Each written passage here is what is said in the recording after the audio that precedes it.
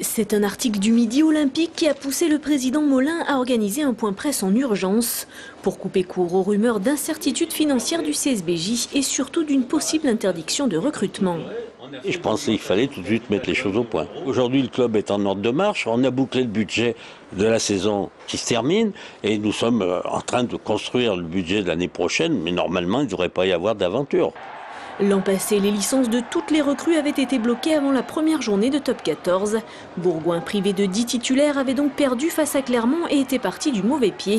Alors que le recrutement pour la saison prochaine est quasiment terminé, c'est surtout la menace d'un blocage des 5 nouvelles licences qui fait frémir dans les rangs Ciel et Grenat. La DACG, qui est l'organisme de contrôle, tant qu'on n'a pas donné toutes nos recettes et tout le partenariat que l'on a limité pour le moment à une somme importante, si vous voulez, le recrutement. On n'est pas le seul, on est 17 dans ce cas-là. Gaston Molin se veut donc rassurant, mais pour l'heure, un seul nouveau partenaire, France Paris, a été annoncé.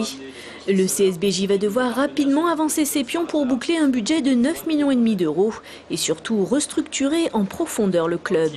Le rugby a changé en très peu de temps. On est habitué à avoir des mécènes, des gens qui mettaient l'argent, sauf qu'avant ils mettaient 1 ou 2 millions, ça suffisait. Maintenant c'est des budgets qui sont jusqu'à 27 millions. La moyenne, je crois, en France est de 15 millions, 16 millions. Ça y est, on rigole plus, ce sont des vraies entreprises. Donc là le but c'est de structurer le club comme une entreprise. Bourgoin, qui se rêve en agiocère du rugby, veut bâtir un vrai projet sportif basé en grande partie sur la formation. Le projet en question a d'ores et déjà remporté l'adhésion des joueurs et sera dévoilé dans son intégralité mi-juillet.